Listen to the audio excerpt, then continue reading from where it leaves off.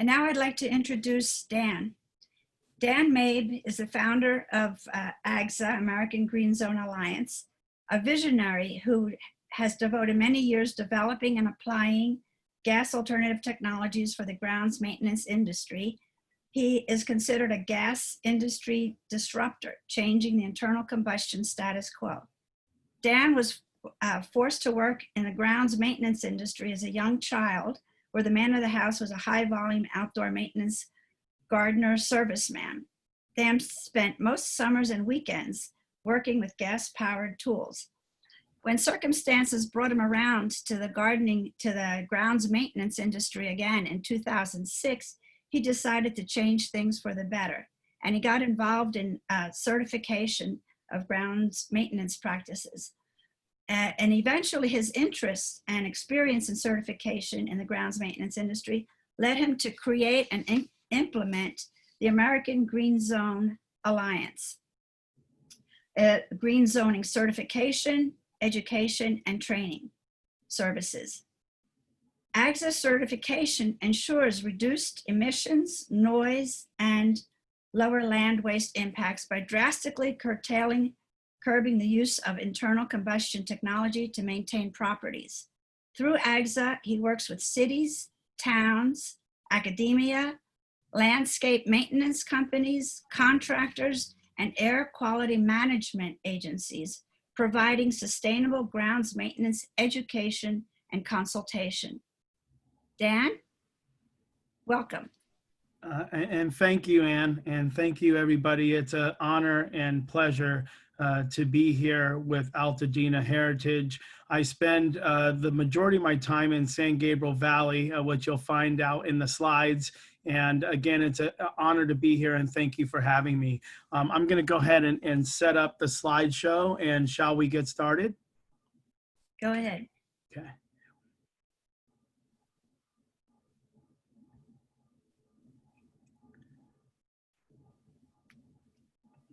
Okay, give me a second here.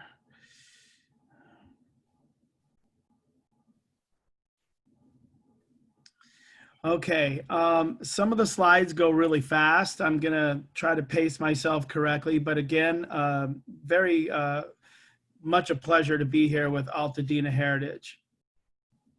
Okay, so the American Green Zone Alliance, we are a leader in sustainable grounds maintenance strategies. And our mission is to transition the grounds maintenance industry. And, you know, it says zero emission, but we want to also start using the term lower impact. And it's a more well-rounded term because we're starting to delve into the best practices, not just addressing internal combustion, but all the other chemicals that are used on our properties and in our gardens. And who does this apply to? Commercial crews, municipalities, schools, sport complexes, commercial and residential properties. Okay, so there's two primary ways that we achieve these goals. One is our Green Zone certification. It is where we transition actual property, and there are minimal requirements to be an AGZA certified green zone. I'll go into that in a few more slides. And the other way we achieve our goals is our service professional accreditation and or certification. This is where we actually, do a little behavior modification, would you say, with that workforce. We do it by bringing them in, treating them as an equal, and making them a stakeholder in our initiative, and it seems to be working. Other things that we do are gas for electric equipment exchanges. We help air districts, we give them support for that, and then workshops and symposiums and presentations such as tonight. Okay, we're going to go into some of the impacts of gas. A lot of you are familiar with these, but hopefully you're going to learn a few new things tonight. Okay, what started this off? It's the gas leaf blower. This slide actually does need to be updated. On the bottom right, it says 136 cities. It's now a little over 200 cities across the United States who have some form of ban or restriction on gas leaf blowers. So again, the gas leaf blower, it's been the bane of my existence, and I'm sure many other people's, and that is what really kicked this entire thing off. Okay, so I do have a couple little videos here. This is one of a CO2 coming out of the tailpipe of a gas leaf blower, actually. Everything that we do spews out vast amounts of carbon dioxide. It doesn't seem to be a problem because you usually don't see it. So he's got a little bomb on his back. We can show people something that they haven't seen before. Okay, so while CO2 is not a major contributor, our gas leaf blowers and gas lawn and garden equipment is not a major contributor to CO2. When we do our green zone certifications, we take gas inventories, and I can assure you it is in the tons. But this one is more front and center. This is an example of what we have to put up with every day.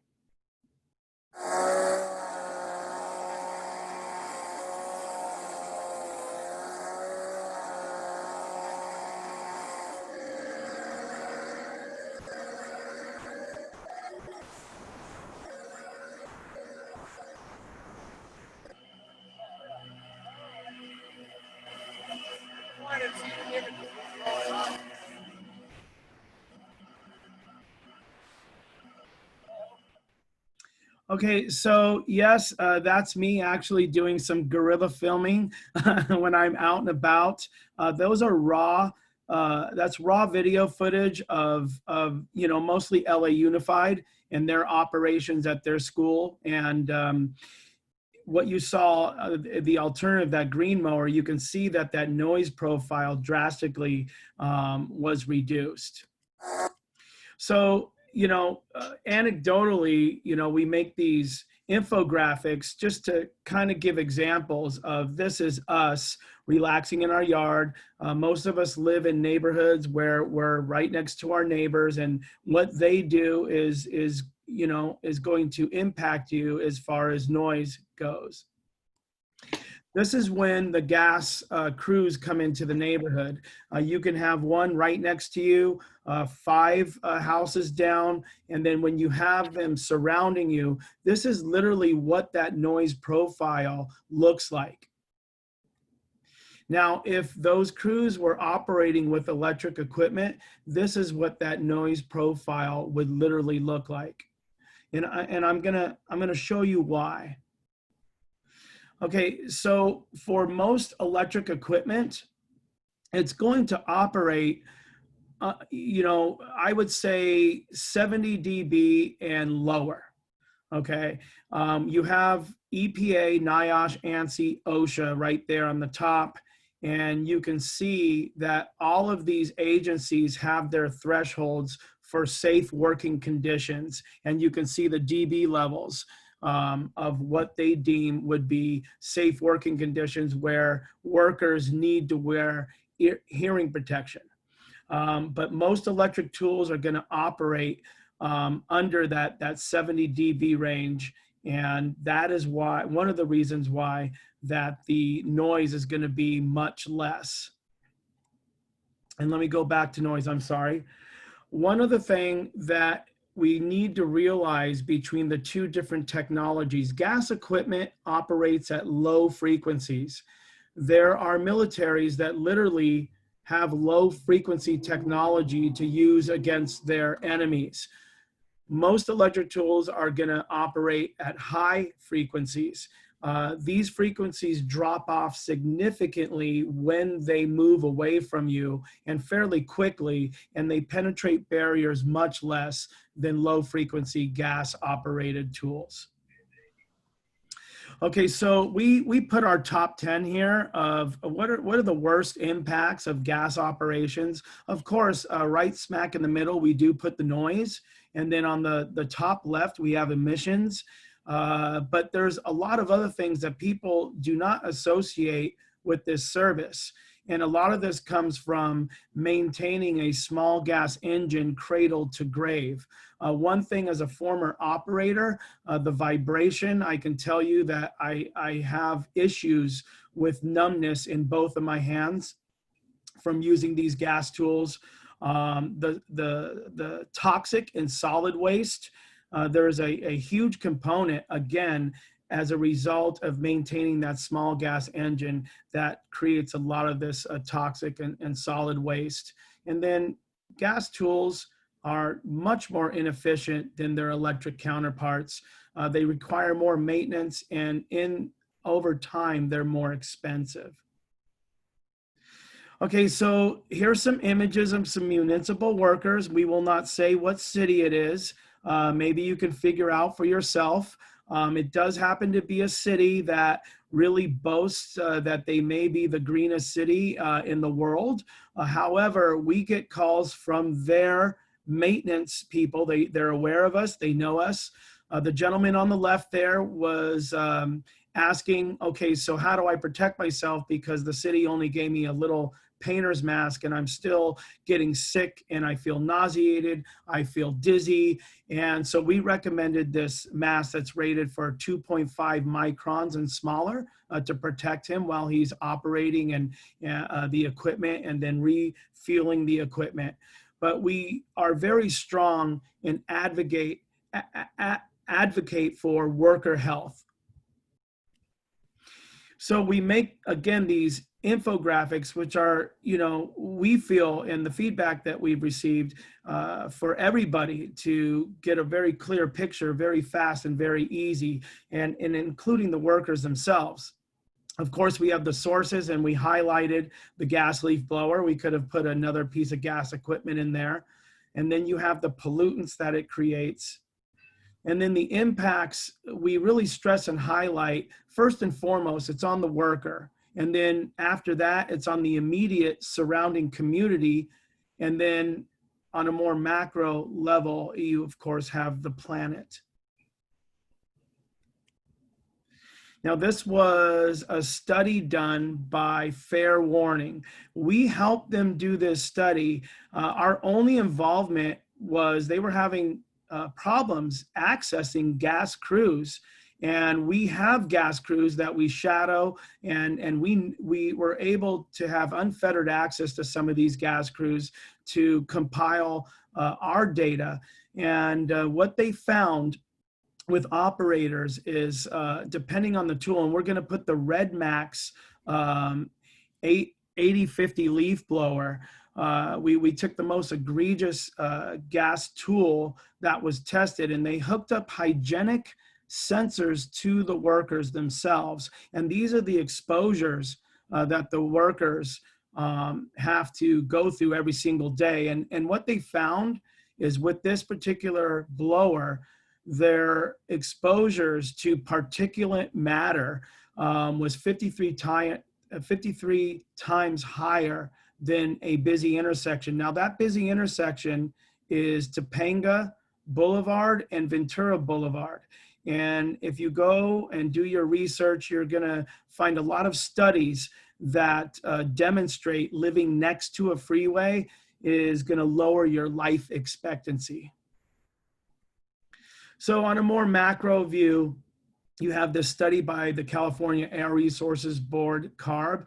AGZA has been going up to CARB for 10 years, lobbying for more attention and funding for this pollution source. We never went up there and said, your inventory's wrong, but we just suggested that there should be some modifications. But what they did is they did a study finally adding the evaporative emission totals. Now, what this means is the gas equipment, when it's not being used, it will still pollute in its stagnant state when it's being stored, because it's too cost prohibitive to put emission controls on the gas caps for small gas lawn and garden equipment. And what they found is that pollution, there's two smog forming pollutants here. You have ROG, which is reactive organic gases, and NOx, nitrous oxides. And those are two particularly nasty smog forming emissions. small gas engines, primarily lawn and garden, have already outpaced passenger and light duty vehicles here in our basin. Okay, so there's the bad. We're going to get to some of the fun stuff here, the solutions.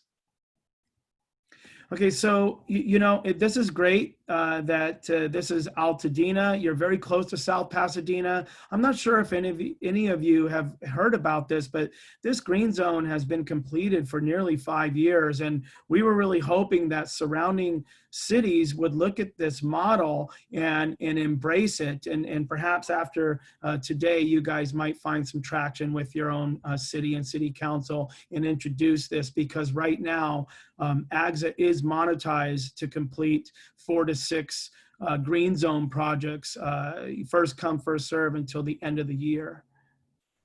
And how we did it was, now they have a vendor who they hired to do their city grounds. The Department of Public Works, their vendor, and AGZA were able to work together on their first, their crown jewel park, Garfield Park, and we were able to do this conversion. And then after that, we made an action plan to encompass the entire city, whereby all city grounds are done with electric tools for routine maintenance. The only concessions for gas is catastrophic failure of said electric tools, which has not happened yet. And the other are for seasonal workloads where electric equipment has not been manufactured yet to handle that particular workload.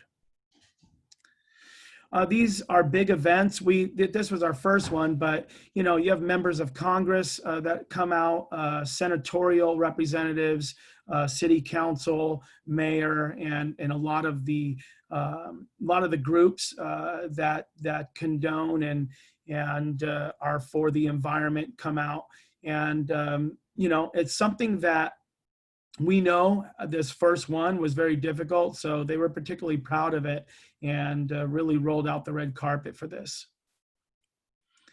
And what's interesting about South Pasadena, they really wanted to make sure there was no backsliding by their vendor because they were kind of caught a couple of times using some gas, and we got the calls, and we reminded management that they were under oath in agreement with the AGZA Green Zone certification to do it this way. And South Pasadena decided to post signs letting everybody know they were a green zone city, but also reminders for their vendor to comply with the certification. And here's some other program solutions I know you guys might get excited about because they're available to your community as well right now. So the first thing we do stress is, I've had arguments with workers. I come from the industry. I tell them that, and but ultimately, I don't demonize the worker. I look at the equipment that they've had to use and been afforded to, and that's the only thing they know. So instead of demonizing the worker, we really do take a different approach. And that's this approach, of course, engaging the industry, bringing them in. And when I usually show them the impacts to their personal health, I start to get them to open up. And here's some of the things that they do tell me. I have to go home. My wife makes me go in the garage. I have to derobe in the garage. And then I have to rush right into the bathroom because I smell like gas. And some of them are very timid and cautious on what they tell us, but I get pulled aside all the time, and they say, look, this equipment, I know it's killing me and it's really bad for me, and thank you for this presentation and converting our crews and management so I can use these electric tools. It really is starting to shift now. And just here's some of the photos of the process. And they're very proud of it. I mean, those are not Photoshop stickers that they stick on their equipment and their work trucks. Now, this slide is one of my favorite. If you look to the bottom right, before we implemented the certification, we went out and we shadowed their gas operations. And there weren't really much raking and brooming going on.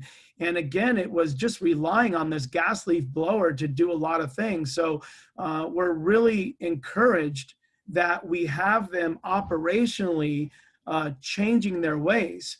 And what AGZA imparts is, whether it's electric or gas blowers, operationally speaking, we want them to not rely just on the blower for so much of the workload. So when big piles are bunched together, we don't want them to keep blowing the piles around. We want them to stop, pick up the heavy debris, and then continue blowing, so there's less of a workload. So that was one of my favorite slides. This one I put in there because it's a special one. Cadre, a full-blown gas company, full-blown. I got a call from Julio there. That's Julio, the big guy next to me. And he got our number from somewhere. They were bidding against Brightview, Landcare, to get this 10-acre business park in Santa Monica. And this is a lucrative account.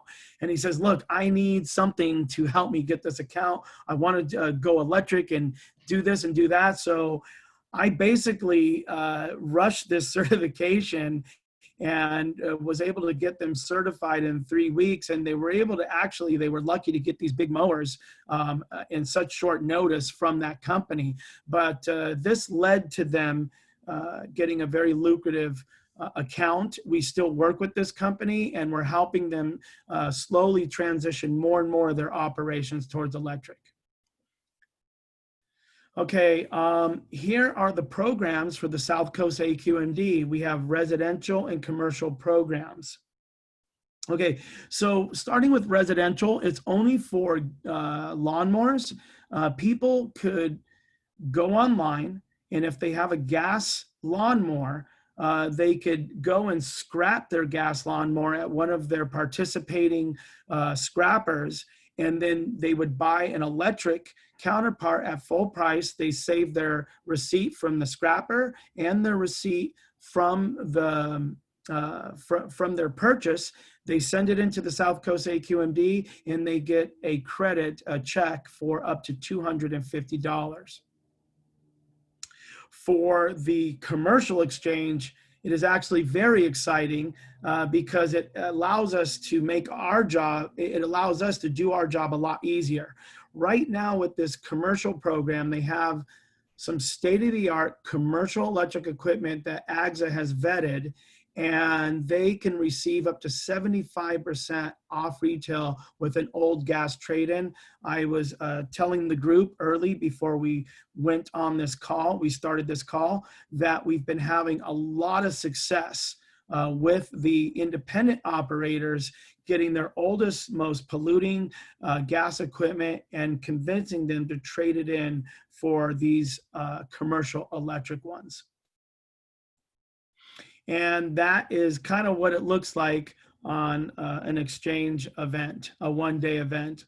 I can tell you and assure you that the smell coming from this container is horrendous, but all of this equipment is earmarked for scrapping and destruction. And that is the presentation, and I would be more than happy to answer any and all questions. Thank you, Dan. That was great. If I could ask participants who have questions to please type them into the chat box. There's a chat icon at the bottom of your screen. Click on that to open it up, and where it says to everyone, type in your question there, and we'll take those questions as they come in. So Dan, meanwhile, I'd like to get started by asking you a little bit more about South Pasadena. So the park is a green zone, and I imagine you expanded to all the parks and the city grounds, the city maintained grounds. But what about the rest of the city? Is the rest of the city going to go green? Are they going to ban gas-powered Well, equipment? okay, so this is what's in the pipeline. There was a motion to ban not just gas leaf blowers, but all small gas engines in a certain classification. But we have been meeting with their sustainability department and their Department of Public Works and city officials. They will be bringing AGZA back in before that to impart all of the education and all of the resources that are available.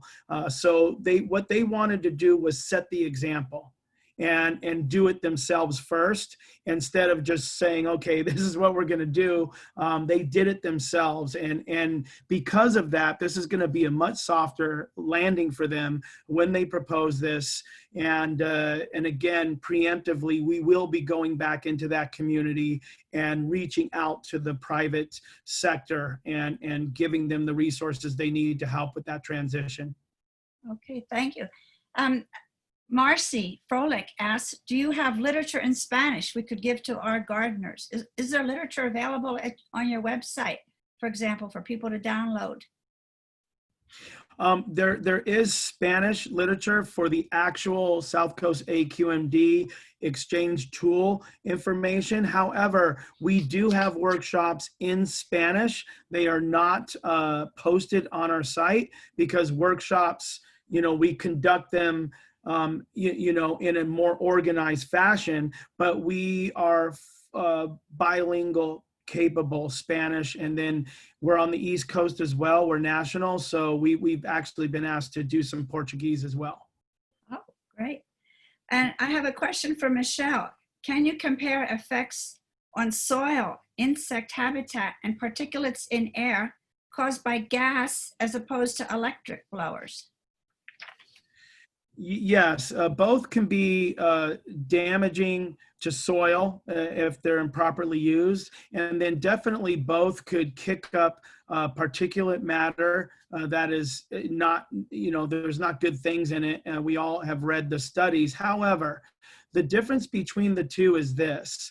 The reason why gas is more egregious is because the particulate matter is coming out of the exhaust, and it's a result of inefficiently burned fuel. So with a gas leaf blower, you're getting the PM from the exhaust, and if they're using the tool improperly, kicking up the dust. In our certification, we have a very strong component of how to use the electric blower the least egregious as possible, not kicking up dust plumes, strictly on lower settings, and then of course being respectful to habitats and wildlife and their surrounding areas. But there is some damage that electric leaf blowers can do when improperly used, but that is the difference between the two. So mulching is one way to avoid damaging the soil. Do the cities accept mulching in parks? Or is that like not compatible with people's use of the parks? We've actually had some success because we recommend mulching for a lot of different reasons. Our primary reason is to not use Roundup and weed abatement. We're trying to get them to use more mulch to keep that weed growth down, and then also, so that, and we're encouraging them that they can have a beautiful natural look instead of this, perfect cut carpet, clean buzz cut look. We are really trying to convince cities that this natural look can be just as aesthetically pleasing to the eye. And here's a question from Brenda Hurst. I'd like to suggest an electric leaf blower to my gardener. We may buy this for him. Which brand or model would you suggest if you're able to do that? Yeah, we are entirely brand neutral, but we do know through trial and error and doing this over a decade, I can be contacted offline and I can give some general advice and just some X's and O's of what brands have worked best where, and then it would be ultimately up to you. As far as the trade-in program goes, it would only be the gardener that would qualify for the trade-in program because they have to show their business card and that they are actually doing this for a living. So perhaps if you wanted, I can come out, I can meet with your gardener, and in fact, I can bring some of the models that are in the program itself and let him try the models in his natural maintenance settings. And then you guys can make a decision from there. That's terrific. I talked to a former gardener, a gardening team I had before, and I asked them, I let them use my electric blower when I needed to sweep some pebbles. I have a dry stream bed, and a blower is about the only way to go to clean that.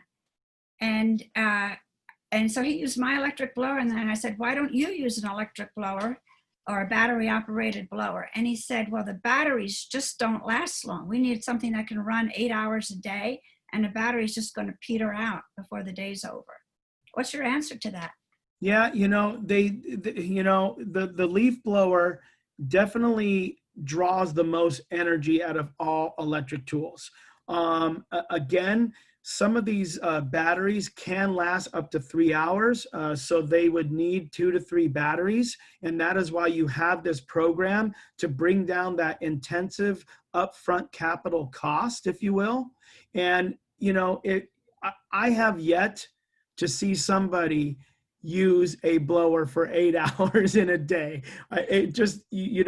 I come from the industry. I had my own gas company. I had my own electric company, and it just doesn't exist at least 8 hours straight. So I think that they would have to be receptive to some operational nuances and the willingness to, again, rely less on the blower as their go-to tool for most of the tasks that they do on these properties. Here's a question from Christine Lanchez-Hinkle. How has COVID-19 impacted cities' desire for such an initiative? It's interesting. At first, you saw people out with, they were on the offense with pitchforks and torches. and actually, the gardeners were kind of being cautious. But after, the first 2, going into the 3rd month of this, everyone's became, I guess, a little complacent. And it seems like the gas leaf blowers are out in full force. Cities, I think, have played it more on the safe side. There have been groups that have attempted to actually link COVID with gas leaf blower use. And that it can spread the virus. Our contention was not that. Our contention was, we know that the studies show that people that have pre-existing conditions are not in full health, they're going to be impacted more by this virus, and it behooves us all to curb all gas use so we can be more healthier, because that was one of the first recommendations for all of us, is to stay healthier. Thanks. And from Joy Walters, one of AGZA's videos shows a yard sweeper. Are the sweepers being used along with broom and rakes? Are they effective? Yes. Oh, go ahead. Go ahead. So she was just adding that SCAQMD does have exchange literature in Spanish. Someone asked about Spanish literature. Yes. They do. That yard sweeper, that's me using it. And that thing is almost 8 years old. It's from Germany. And I will say they're amazing. They are entirely effective. And, they're a little bit costly. Back then I paid about $300, but that's 8 years. 8 years ago. And it just, with a broom and that thing, it does everything. So I would say, it was really hard. We tried to get them going here in the United States, and it just, maybe we were a little bit too far ahead of our time back then, but perhaps we should try to revive it. So do the yard sweepers work on lawns as well as sidewalks? No, it's just going to be hardscape. I see. Okay. From Rich Benson, what's the approximate cost of going from standard 21-inch self-propelled mower to electric? Yeah, Rich, if you ever had the chance to have us out, I can tell you there's a couple of electric models that perform apples for apples with the top gas models that most of these crews have in the back of their truck. They are amazing. One of the models is actually a gas platform. It's called a Y Bravo, and I'm familiar with the gas version of that. The Oregon company, they basically took this gas platform and stripped all the gas and the engine off, and they electrified it. And I have to tell you, when the gardeners use it, they are like, wow. So I look forward to coming up into Altadena, interacting with some of the crews there, bringing this equipment, so you guys might see the look on their face. Great. Sharon Sand, our board chair, says, I'm on board. How do I encourage my neighbors? Well, we just started this campaign. It's called the Residential Green Zone Initiative. Right now, we're actually creating little clusters, and we made these little lawn signs, and it says AGZA Green Zone Gas-Free Yard, and it has a little butterfly and bird on it. But it really, it's attracting a lot of attention. And basically, it's the same concept we did with the municipal and these very large institutional green zones, where we have basically formed a green boundary around them. Basically, we're encouraging people to create their own green zone at their home, and for neighbors to just like dominoes, and then till you create a green zone cluster, if you will. Thanks. And Dan, if you don't mind, I'd like to ask Joy to say a few words about a group she heads in Altadena called Chacha, Altadenans for Clean, Healthy Air. And Joy, you might mention what your group does and the brochure you've created. Oh, yes. As it pertains to the last question we had also. Hey, Joy. Dan and I have had conversations before. Yeah, hey, Joy. This is so good. I'm so excited. I'm more excited now after seeing the slideshow. I'm Joy Walters, and I am the facilitator and host for a group called Chacha, which actually just means clean, healthy air. And this gives us a hope to move forward with Dan's program. I hope that we can somehow make a connection and get things going. Our group, our mission is to educate people about the toxins. Basically what you had on your show, what we were wanting to do for the residents of Altadena. We've done a clean air day last October, and we're working on creating another clean air day this October. It's going to be a little different than last time. It's not going to be a day where people actually come in to an area. It's going to be an outreach, though. We're going to be trying to focus in on the education. If you are excited like I am, I extend the invitation for you to join our group. We do have a brochure. I don't have that in front of me, but it is available. I can send you a copy of what is on that brochure that could be helpful to your neighbors. But I need to have you email me your email address. I can put you on the mailing list for our weekly messengers, and also send you notification of our meetings. We have meetings once a month. While we're doing Clean Air Day planning, it's going to be more than once a month. But if you are excited, just shoot me an email. I'm going to put on the chat my email that you can use, and the Facebook page. My mouth isn't working tonight. Sorry. The Facebook page is facebook.com/yard sweeper. I have a yard sweeper. Awesome. Yes, well, I have a cheaper one, and Right. so anyway. So I'll Joy, bring- I put yeah. up your email address, but I think I made a mistake. It's juwalters222@gmail.com. Yeah, I'll put the S on the end of the. Okay, there's the so correct there you one. go. That's it. 222. That's Great. it. Thank you, Joy. Thanks. And I'd like to add that the Clean Air Day event was done in collaboration with Altadena Heritage and the library and the Safe Streets Committee. That's And right. Altadena Heritage will be joining that effort again this year. Okay, so I have another question from Michelle. Can you, Dan, can you model for us the best way to approach a gardener about eliminating or reducing power tool use such as blowers? And this is because many people are afraid to be seen as micromanaging their gardeners or the people who come and work for them. And they're a little bit timid about telling their gardeners to stop using electrical equipment and go stop using gas and go buy electrical equipment. So what is your advice to these homeowners and as to how to approach their gardeners? Well, if you have some extra income, you can always approach them with a little more money.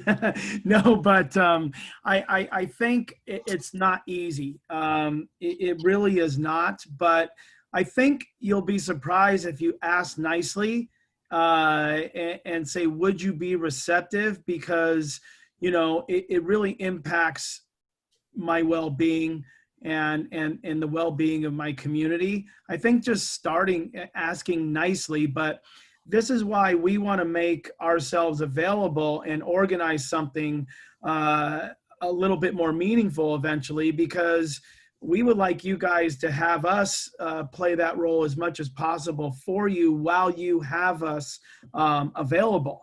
And but I would say if you didn't have us available, just pull them aside and ask them nicely and see what they do.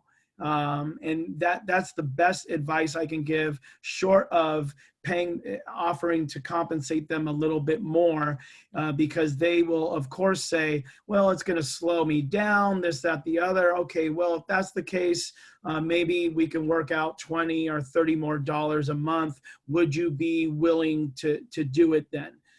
So that would be the only advice I have right now on that. And I have one last question from Michelle. And she writes, as I write this, ambient noise from leaf blowers and chainsaws make up the background of my morning, as they did in my Zoom yoga class. Should people just suck it up, get over it, or whatever? Or does this noise actually harm us in any measurable way? Or does it harm us only because it is the audible evidence of pollutants being spewed in the air that we know are harmful to health? Is there any way to measure the benefit of peace and quiet, or to separate the noise from the air pollution? Yeah, that's a tough one right there. But first of all, no, you don't have to take it. There is a solution. I did just give a brief overview of the noise component between gas and electric. I assure you, if your community starts to convert to more of an electric operation, the noise profile is gonna lessen, because it doesn't carry as long. I do feel that you can separate noise and emissions, but ultimately for lawn and garden, they come as a package, if you will. Again, electric is not perfect. I'm going to have to say that there are some electric blower models that have a certain harmonic and twang to them that can be just as shrieking and shrilling as gas. So we actually do help discern which electric models are best for the noise profile in communities, and we go into more detail in our workshops. Great. And Dan, I had a question about how cities that are completely blowerless, how did they get that way? Like, for example, Beverly Hills. When I drive through Beverly Hills, it looks neat, well groomed, but they have a complete ban on any kind of blower, as I understand it. And was that something that came down from the top, from their city council, or was that led by a grassroots movement? Do you have any information on that, or any other city that is completely blowerless? Yeah, I think Beverly Hills did follow Santa Monica's lead. you know, it's complaints. It's, you know, they measured and aggregated the total amount of complaints they received from leaf blower noise, and I believe there was a grassroots effort with that, and then all of the environmental and human health studies that are out. But I do want to say, unfortunately, when I go through Santa Monica and Beverly Hills, in fact, I know gas operators that still use gas there. And, you know, they're sometimes hiding them in the cab of their trucks. They have towels over them. It's just really interesting how some of them are they're even budgeting in up to 3 to 4 fines a year. And I just, you know, you can put that on the books, but, you know, I have yet to see a ban truly work 100% anywhere in the country. I have yet to see that. So I think it should be a combination of the carrot approach and outreach and education, like with what we're doing, and then, of course, followed up with some type of ordinance, if you will. And maybe when those two kind of meet halfway, meld together, then we can achieve something more substantial. Great. So now Christine has a suggestion about how to get a whole neighborhood to go green, or how to help the gardener afford an electric leaf blower, electric equipment.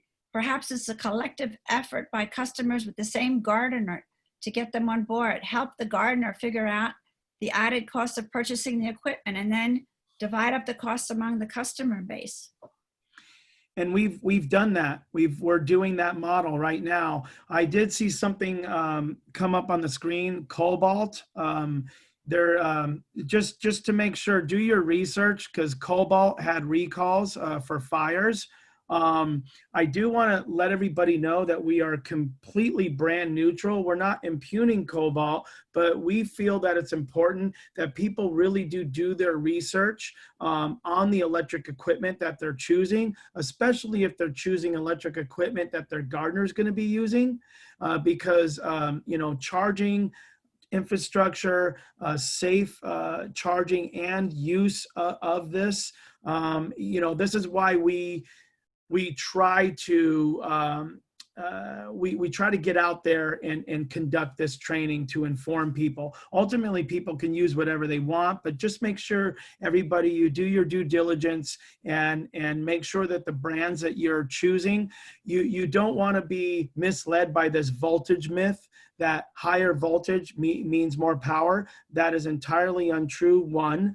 Second, there are companies out there that are not closing the loop and retrieving their batteries.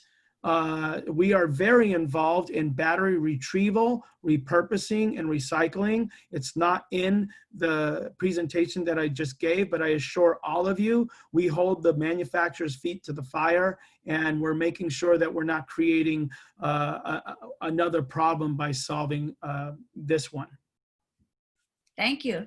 Yeah. Dan, I want to thank you for a wonderful presentation. And if you could please share with us the URL of your website. And I believe that has your contact information on your website. Absolutely. And thank you, everybody. And everyone have a wonderful evening. Dan, are you at agza.net?